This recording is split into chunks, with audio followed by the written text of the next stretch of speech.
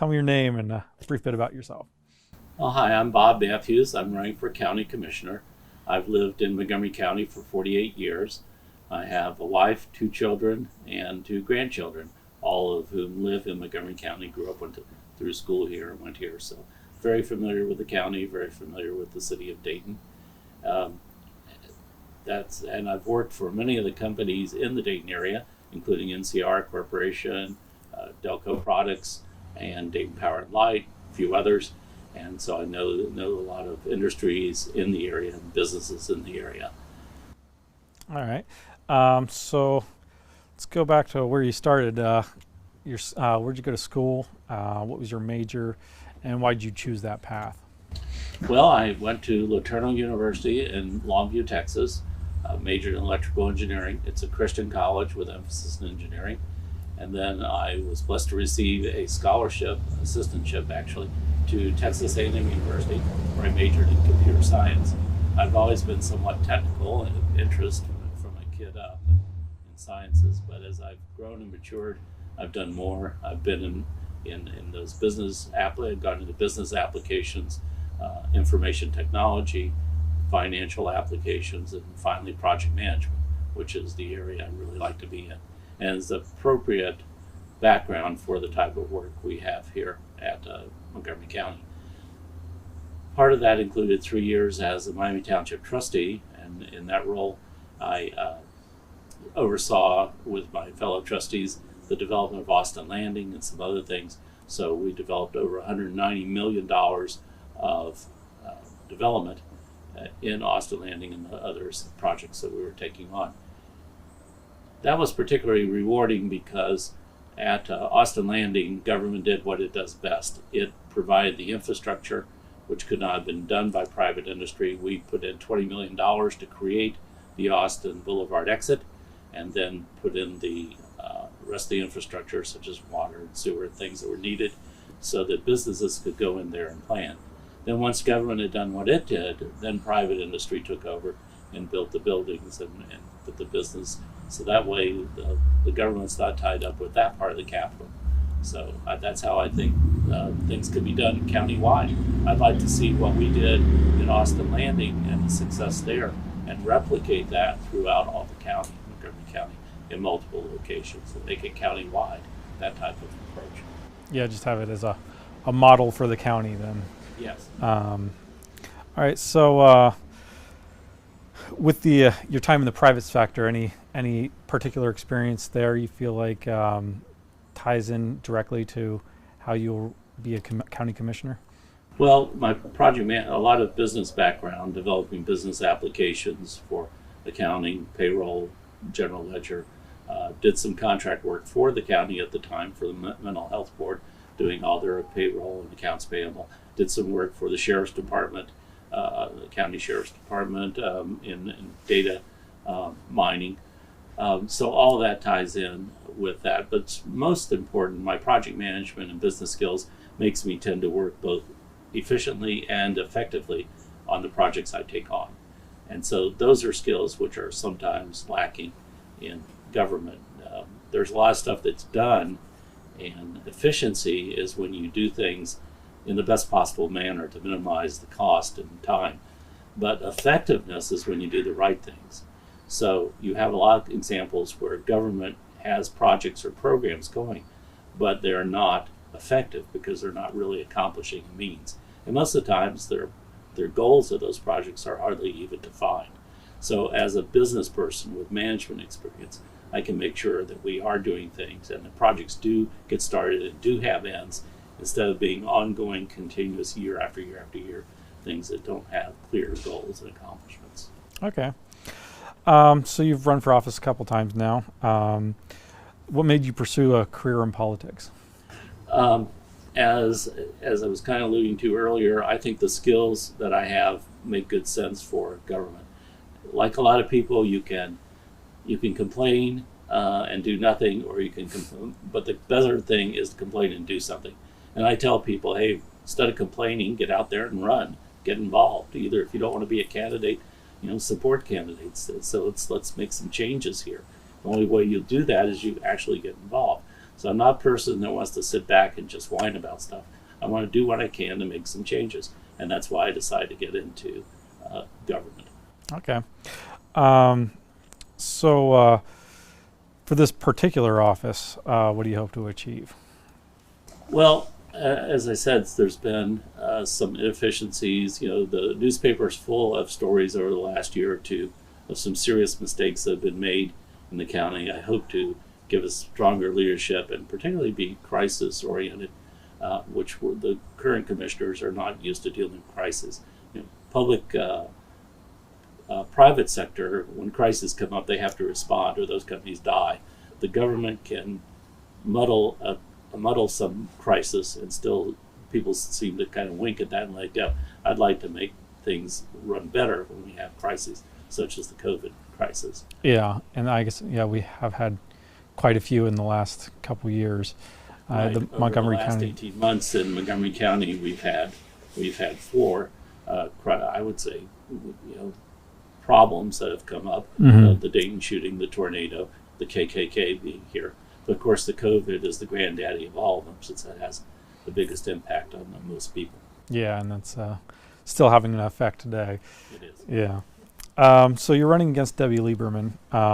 Is there anything about her record specifically you think deserves to be challenged? And what would you do differently than the incumbent? Well, there are several things I could talk about, but I'd like to focus on the COVID, particularly the CARES project. You know, the federal government in just a few weeks was able to allocate $92 million to Montgomery County.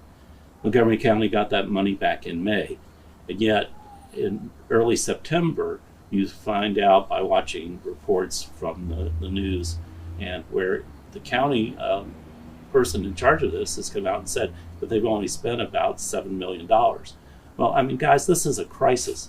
It took 4 months, and all you got out was $7 million out of that $92 million.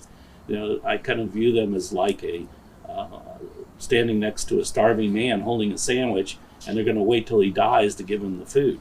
You know, this is a crisis. This is not something we can just do government as usual, and yet they have no sense of how to deal with a crisis and the things that need to be done in a short time. Turn this thing around. If I'd been in charge, the money would have been out there a lot faster. Yeah, so I guess that's begs the question of what they plan on doing with that money and when. Well, that's another thing. That money goes away at the end of December. Okay. And now it's taken them 4 months to spend less than 10%. We've got less than 4 months left till that money will disappear. You know, and they're saying on TV, "Hey, we need people to apply." Well, they haven't got the word out that there's still money out there and that people still need to apply. Why are people haven't applied after 4 months? Because it wasn't communicated what they need to do and how they need to do it. So again, it's a double failure. It's a failure to have a program in place to actually get the money out, but also a failure to even communicate how to get that money and that it's there. Okay. So going back to more of, I guess, reconstructing Dayton's specific goals and aims. Because of the home rule structure of Ohio's state constitution, municipalities, they have a lot of power to self-determine. Counties, they have more limited power. With this in mind, as the county commissioner, what policies do you think you can tackle? Like, unlike with your trustee with Miami Township, you don't have as much, I guess, leeway to self-determine there. Well, I don't know if we may have less leeway, but we have a lot more to determine. Mm-hmm. You know, the budget for Miami Township was about $20 million a year. The budget for the county is almost $1 billion a year, a little under. So, you know, and about half of that goes to the Health and Human Services levy. So, yeah, we have a lot more. As I would argue that we as a county have a lot more areas we can control. We control the Health and Human Services, which has to do with health, obviously. We have input on some control over job and family services, which has a lot of impact, especially the people that are, especially right now when so many people are on unemployment. The county is somewhat an extension of the state from that point of view. But we have a sheriff that enforces or doesn't enforce whatever, and there's control there. There's other things like the waste disposal and things. So there's a lot more that we can control, I think, as a county. I guess they're city. particularly important with the crisis we're in right now with the Health and Human Services and you're talking about the job services as well. Right. And I've been working in the Dayton area for over 20 years with inner city churches, and several families I've got to know quite well through that and help them. I've helped them in things like some of their kids get their driver's license, helped them find, purchase, repair automobiles, repair appliances in their house and their air conditioning in their house, help them with information on business decisions and financial processes to help them better.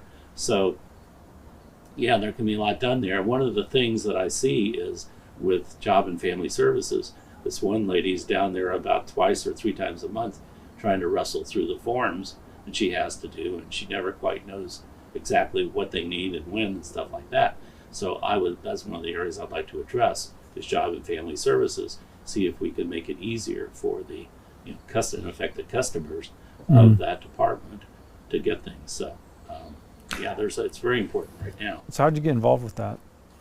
Well, I've always been involved in churches for some time, and then I met a pastor from one of the inner city churches and talked to him, and he felt like he could use some help.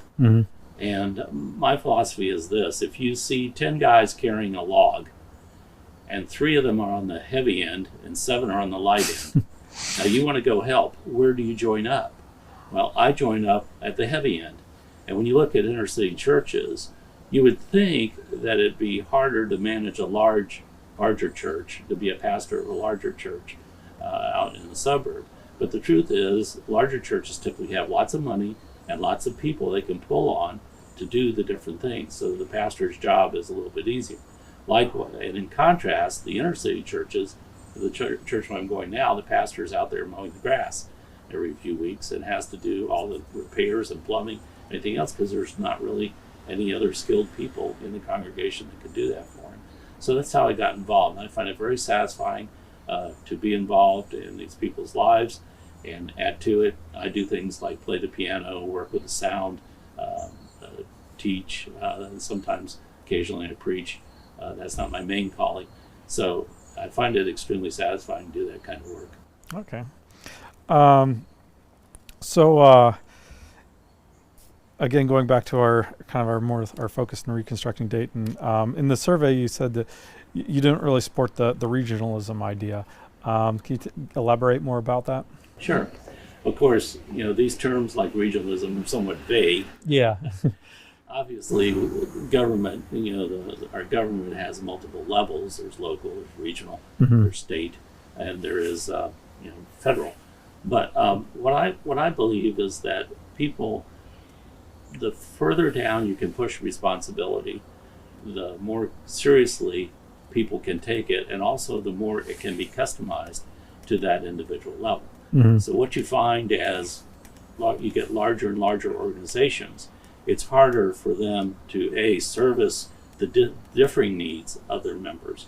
Plus, it's harder for those people to get a word in with the total process. So I like to try to keep as much government local as possible, just like the schools, for example. Schools are mostly at the moment held at the determined at the local level, and so the parents then have greater involvement, and their heart is more into it. And when you get too much regionalization, you lose that, and you start pitting different groups against each other, cities against each other, and companies in different areas against each other, not looking out for the best. However, there are some aspects of regionalization which is good. For example, Miami Township worked with Miamisburg to create a joint fire department. Now that just makes sense because you don't want a firehouse on one side of the street for Miamisburg and another one on the other side of the street for Miami Township. And Washington Church Road is literally splits right down the middle between Washington Township and Miami Township. one half of the road belongs to them, one half belongs to Miami Township. So obviously, you need cooperation. So I'm for cooperation between the independent areas, but not for a one-size-fits-all government that's going to control that. So as long as there's some level of local control, yeah, we need to cooperate, but we don't need one czar over larger and larger areas that keeps track. So you think it should be more of a, I guess, a choice on each district whether to cooperate? Voluntary cooperation. Kind of like the joint economic development districts, like with Austin Landing and stuff like that? Yes. Okay. Those do that. And by the way, Miami Township and Miami cooperate quite well on those JEDs. Okay. So very good working relationship. So how would you feel about if they created a county charter that combined the offices of treasurer, auditor, and recorder? They did this in Summit County, actually, back in the late 70s, because they felt like those three offices were interconnected and did similar things. They put them under like a single fiscal officer. Would that be something you would support? I'd have to look at more details and again make sure there was still accountability, so that the central office couldn't go spend money and then force the individual entities to pick up the check. There had to be some sort of check on that. But yeah, anytime you can take services that are duplicated, a really good example I think does work well is up in Cleveland. They have a group that collects their income tax. The small towns cooperate, and you file with, I apologize, I can't remember the name of the organization now, but they have 7 or 8 small towns. They handle collecting and redispersing the income tax. Yeah, I can't think of the name of it off the top of my head either, but I believe actually they provide service for other areas. I think some of our local municipalities actually go through them. So kind of on a similar thread, when it comes to these county positions, would you support the idea of making positions such as like the coroner and the engineer appointments instead of elected officials? Who would appoint them? Like the county commission. So it would be appointed by elected officials. I think that would work, and I believe there are other places too, maybe that would even benefit by that. Say clerk of courts could probably be appointed. Yeah. It's interesting though. It seems like you always hear the stories about you couldn't be elected as dog catcher. Yeah. I don't think that's an elected position here, but interestingly, we were down in Florida about 2 weeks ago, and there were signs up, elect so-and-so for the mosquito control board. Oh, really? So I'm thinking, wow, that must be a really big job if you have to elect a person. Yeah. To control mosquitoes. I'm sure mosquito control is a big issue there, but still, it seems like that should fall under some other things. But these things, once they're established, it's like you need dynamite to change them. Yeah. I guess.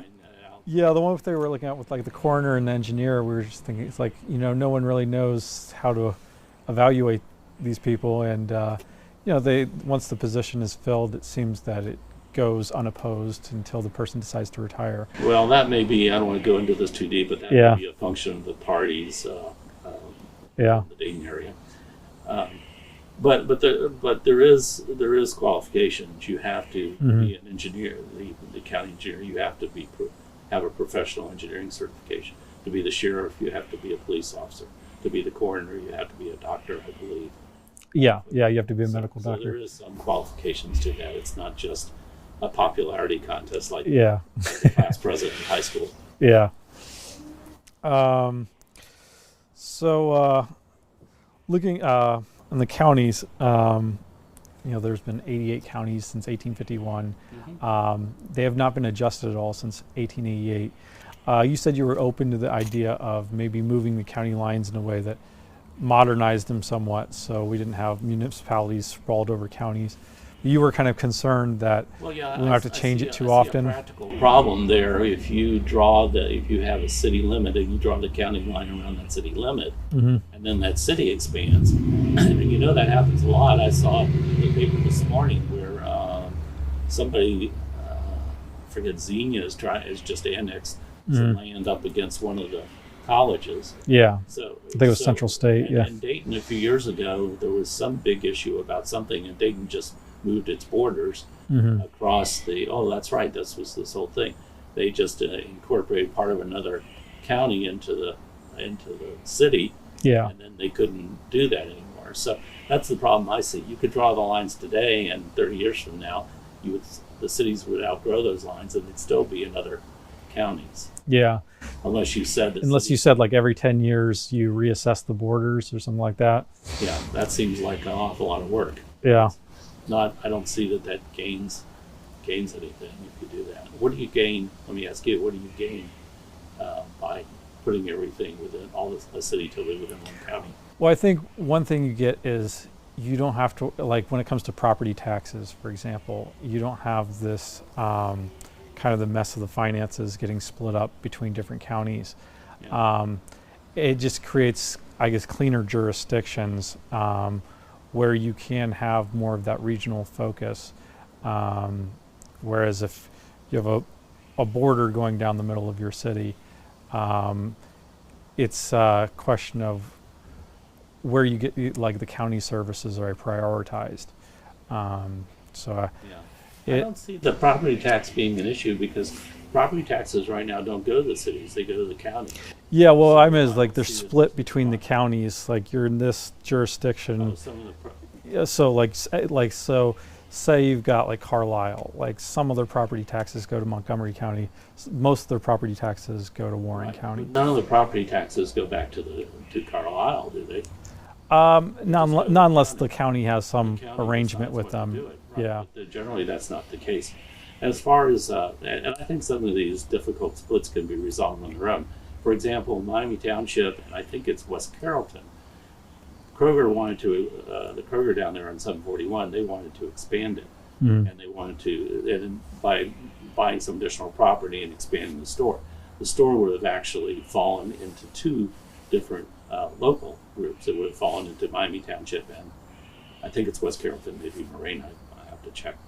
But so what they did, they came to Miami Township and said, would you ask West Carrollton to annex us that part of the land so that we're all together? And so we did that for their benefit. So Okay. it was, I think those kinds of issues can be worked out again at the local level. So yeah, Local it doesn't require politicians- you're saying it doesn't require a It doesn't state require changing the intervention. whole state around to take care of those minor issues. I'm just not seeing, and I know your organization has a specific goal, but I'm just not seeing there's a problem here that needs to be solved. Okay. So I think we kind of covered the regionalism. I guess the one issue with the borders that we kind of question though is when you have, for example, you have something like Oakwood, right? And you have, for all intents and purposes, if you're you're new to the area and you're just driving around Dayton, you wouldn't realize that you switched cities when you go from like Dayton to Oakwood. But as far as like the amount of services Oakwood can provide each individual citizen, it's far more than the amount of services like that Dayton proper can spend on each one of Citizens. yeah. So I guess, do you see an issue with that, or do you just see that as again more of a local determinism? Like they have their own community and that's the way they want to structure it, so they have that right. Right. And on your first point, I mean, most of the streets around here, if you go into a new city, there's a sign that tells you you're entering the city, or you could speed and see which policeman pulled you over, I suppose. But no, I don't. I see that there is a certain benefit to allowing communities to develop on their own and therefore provide the service level they want. So for example, if I'm a person who feels I don't want my trash can sitting out there at the street because it looks ugly and I don't mind paying for it, then I can move to Oakwood where they will come up to my garage, take my trash can out the can and put it back, and it never looks like my neighborhood does. Yeah. Okay. Which I think is objectionable. I'm in Miami Township and we put our trash out. Yeah, it looks like heck. Yeah. But I'm not, it looks like heck, but I'm not willing to pay extra money to get that. So as long as you keep separate entities, you're allowing people a choice. You know, America was kind of built on this idea of choice, and in marketing and everything is built on choices. They've got so many choices. When the Russians come over here and see how many choice of toilet paper we have, they're kind of blown away. So I think allowing each one to function on its own and let the residents set what they consider important to them. Let them set what they consider important as far as schools. You know, if you've got a community that has a lot of school-age children in it, and the schools are well supported, and people want to put their kids there, we pick where we live based on the quality of schools. My daughter's picking based on the quality of schools. If you merged them all to say the same level, then you would eliminate that choice to pick something better, or eliminate. If you didn't have children, then you might want to go someplace where they aren't taxing the daylight out of you to support the schools. Okay. And that happens. So I believe it's a matter of choice to keep these communities as independent as possible. But again, sharing resources where it makes sense, sharing ideas, sharing services that are common, that there's an efficiency of scale, where there's no control, like the income tax collection. Perfect example of that. Yeah, we should absolutely do something like that here. There's no reason to have a little fiefdom for a group that just collects income tax for one little city. That's pretty silly. Also for like the little villages and stuff like that, and like it would make sense. Townships don't have income tax, which is of course they don't have any money to do it. So again, there's another example of choice. You can choose to live in a city like Oakwood, where you pay income tax and you get a lot of services, or you could pay to live in Miami Township, where fixing the street is a big challenge because they don't have any money. Yeah, well, they don't have the income tax, but then the JEDs, which we mentioned earlier, that is a way for them to get some income tax money. Yeah, but it's not a good solid way to get income tax money, as you see as the Dayton Mall. I don't want to be prophetic and negative. Yeah, the appearances are that it's trending downwards, and that will reduce that income. Yeah. So. You mentioned earlier, like when how Dayton annexed part of Greene County in order, like to prevent avoid, the regionalism. So that was Dan Foley's attempt to create a county charter. Did you follow that closely? How did you feel about that? I think it must have been pretty important to Dan Foley to sacrifice his future. Oh, yeah. Both of the other two commissioners went to public meetings and denounced that plan. I was there hearing him speak. So, okay.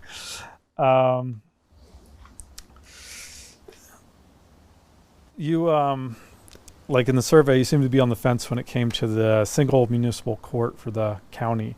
Have you given that issue any more thought? No, I haven't. I'd probably have to study a little more, but that seems like that could have some merit. Okay. I have to look at it deeper though. Yeah, I know. Yeah, Franklin County did it, so it's one of those things. There is precedent for it. Your biggest problem in all these changes that you want to do are that you have entrenched people in those positions, and you saw this with when the city of Dayton was talking about it, how the police didn't want to give up their rights if the county took it over. And that kind of, you have people entrenched in political positions that are going to fight you tooth and nail.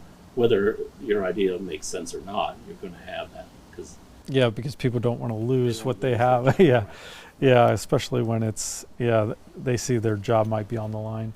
In contrast, though, I would take, if there was something I felt would actually benefit everybody involved, I would be open to that particular kind of merge. I do not think that merging Dayton and Montgomery County would be beneficial, especially for the city of Dayton, and probably not even for the suburbs. Okay. So you mentioned when we asked you about like the searchable database on the Board of Elections for campaign donors, you said, like that you already have access to that information on the website. Yeah. However, it's Board of Elections has it. Yeah, it's scanned documents that give you the kind of the handwritten forms filled out by the candidates themselves. So yeah, what we were more looking at was, because you said you would be open to improvements for that system, and one thing we were proposing was where the database is actually searchable, so where these things are actually keyed in. Yeah. And Actually, I stumbled just last week onto a website called Transparency America. oh Are yeah, you familiar with it? not with that If one, you no. go to it, it will let you actually go down and drill down and see, drill down computer, right? Yeah. Drill down and let you see state by state, race by race, Oh, even at the local level. even local. Now, it may be, when I say local, it may be state rep, maybe the lowest Yeah, level. I forget. because I know the federal election commission. I mean, they you can search through their website. So this is a functionality that exists at the federal level. Yeah.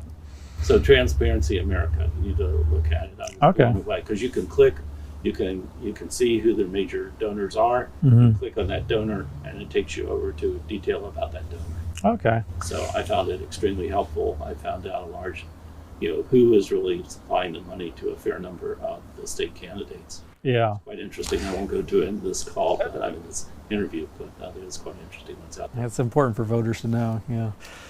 It is. And then when you see ads on TV where they're saying so and so is paid, Hmm. to run, or so and so spent their money on this, you can really go back and see that. Yeah. At least some of it. Yeah. I guess that's 65 million. Squeak through somehow. Yeah. The I guess you mentioned we were talking about Dan Foley earlier. I guess one thing they had the drunk Dan Foley ads, but they traced that back to Larry Householder's I guess money pot. Yeah, and another thing is that because the Board of Elections site, because those are just like scanned handwritten documents, they're actually not ADA compliant. So like individuals with disabilities don't have access to them. So that was another thing we're really pushing for them to change. That would be good to have. Yeah. So you said you would support kind of a standard rubric for commercial tax abatement. So that would mean that, there's these rules, like, you do this and we give you this amount of tax abatement. Any ideas on how you would like such a rubric to be structured? I'm not a big fan of abatements, to be honest with you. Okay, just in general, yeah. So I would probably not have a plan right off the top of my head to do that. Okay. I guess our main concern is when they are arbitrary, it allows, opens kind of the door for corruption. Oh yeah, that's exactly why I'm not in favor of it. Yeah. I do not believe that government should be picking winners and losers in the business arena. Mm. Let those businesses compete. You want to attract business, you don't do it by giving bribes to individual companies. I mean, one of the great examples of that is who it was. They paid him money to come here, and then it wasn't too long until he moved away. Mm-hmm. That's been done multiple times. But yeah, it should be up to the. What I would like to do is make the area attractive to all businesses and all people. I mean, here's a blue sky idea for you, just to show you. Do you own a house? Yes, I do. Okay. Did you buy it with a mortgage, or did you pay cash? I actually paid cash. Oh, good for you. Good for you. It was a fixer-upper, though. Okay, all right. So, but most people do a mortgage. Mm. Why do they have to have a mortgage? Why do they have to have a mortgage? Usually because they can't afford to pay cash. Right. It's really because they don't live forever. Because if they live forever, they would get their house paid, and they would have enough money to buy the house right up front. Yeah. Okay. So, what would be possible? Why does the county have debt? You and I go into debt to buy a car because we probably couldn't get it any other way, although it's not wise to do that. Mm-hmm. But if we just saved our money and bought the car, we'd pay a lot less for the car, right? Yeah. Same thing with your house. Now, here's a county that's been around. I don't know how long Montgomery County's been around. 200 years. Yeah. Why do we still have any debt? Why don't we charge a little bit extra each month and put it into a what's the term the colleges use, an endowment? Oh yeah. And why don't we build up an endowment to the point where the income from that endowment would cover all the expenses of operating the county?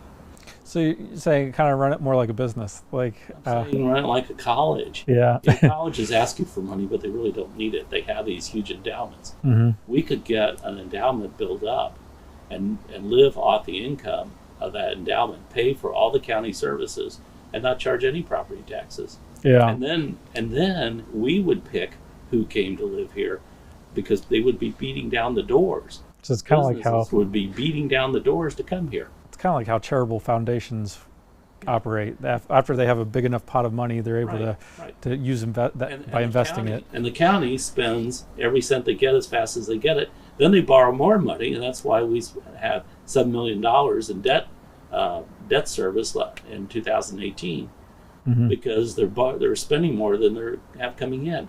Try spending less than you earn. That's how financially successful people operate. They spend less than they have coming in. If the county did that, then all these questions about property taxes you wouldn't be asking me, because there wouldn't be any. Yeah. Now, I realize this is blue sky, but it doesn't have to be done in 1 or 2 years, or my 4 years, or 8 years, or wherever we get. It can be done over a long period of time. I guess Just be the gradually goal. You start by eliminating the debt, and then start working the other way. And as you build this endowment fund, you could take a little bit of it and not have it all build immediately. You could use a small amount, but let it continue to build. During the good times, do that. I never hear any government person suggesting this, but it seems so obvious. Colleges and charitable organizations, like you said, they operate this way all the time. Yeah. I think St. Jude's operates. Yeah. So it allows them to grow over time Right. with using So you want their something using the assets they revolutionary. You want have. something revolutionary Yeah. for your ideal you're pursuing. Mhm. Try that one. Maybe at least I can get this idea out. Somebody will seriously do it. The problem is you need to have the government to continue to do that. Mhm. If I started and did this when I left office, the next person would have to do it.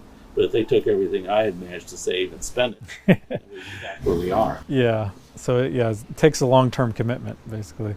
All right. And then like with the tax abatements, like how you said, you're generally against them, and overall, is it because you believe that if the local area is attractive to business, then a tax break won't be the deciding factor on whether they move here? Well, that's one. Yeah, the biggest reason is that you're picking winners and losers, Mhm. which, as you said, and I strongly agree with, this leads you wide open to corruption.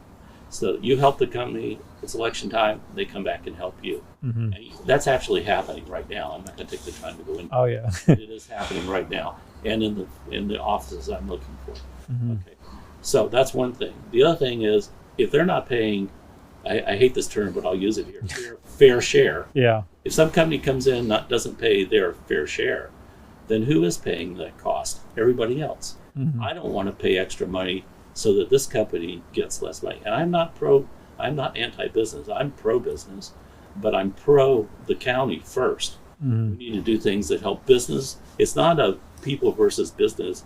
Business helps people. People help business. We need to look at everything. It's like in a business. You've got vendors, you've got customers, and you've got employees. You can't say, well, only my customers are important. All three of those are important. The employees, the people that live in Montgomery County are important. The businesses are important. We need a way that helps both. And it's not a zero-sum game. It's not like if you help the business at the expense of people, or help people at the expense of business. You need to help everyone, and let's make a win-win Mhm. out of it. Okay. So this is kind of a more like just county issue. There have been kind of some shocking stories coming out of the Montgomery County Jail in the last couple of years, where they've paid up to I think it was $10 million in settlements for lawsuits related to excessive force, some wrongful deaths. As a commissioner, do you plan on tackling that issue? Well, I'll do what I can. The courts and jails, prisons are under the jurisdiction of the sheriff, Mhm. who is also an elected official. Yeah. So the public needs to hold the sheriff accountable for that. I'll be happy to. Of course, we control the budget, Yeah. so but you can't punish it by taking away money. That just makes it worse. Yeah. But you can't necessarily fix it just by putting more money too. Yeah. So what I would do probably is offer to provide management consulting, either from my own experience or other consultants we would bring in to try to make them, really my goal as the commissioner would be trying to make all the departments run more efficiently, but more importantly, more effectively. Yeah, I guess it's not, when you're shelling out a lot of money for lawsuits, it's not efficient or effective. So yeah. You're right. Yeah. You're right. Absolutely. I hate that when it happens. Mm-hmm. I'm embarrassed when these kinds of things happen, just like I'm embarrassed by what happened with the bribe up in Columbus. Okay. So finally, last question. Just why do you think you're going to win? Why do you think the citizens of Montgomery County will listen to your pitch, I guess? Well, I hope they hear it is the first part, because it's so difficult to get the word out with the pandemic situation. Mm-hmm. I think if people hear it and understand that I want to be a servant leader, that they'll pick me. I think if I can convince them that a lot of some of the things they're struggling with now are because the current administration has done a poor job in particular, example like the COVID funds, that maybe they'll be willing to make some change. That's why I think it could win. All right. Well, thank you very much. One more thought for you, Oh, your group, if I may. Oh, yeah, go ahead. You want to help the region. Here's my suggestion. Okay. The suburbs. A lot of people in the suburbs have a tendency to think Dayton is just Dayton. Just let them do what they want to do. Let them go down the hole. Mm-hmm. That will destroy the region. That approach. The suburbs need to do everything they can to come stand alongside the city of Dayton, because Dayton is the heart of the county, and if it fails, then everybody dies. The issues that are there will not just remain there; they will eventually migrate to the suburbs. We need to come together, work together as a county, support Dayton, support each other, cooperate where we can, use some of the ideas that you've presented of sharing resources to make everybody as efficient as possible. So I do appreciate that you are trying to, I'm not for blowing the region up. Uh-huh. I'm for the region working cooperatively with each other. So hopefully that will be of help. All right. Thank you very much. You're welcome.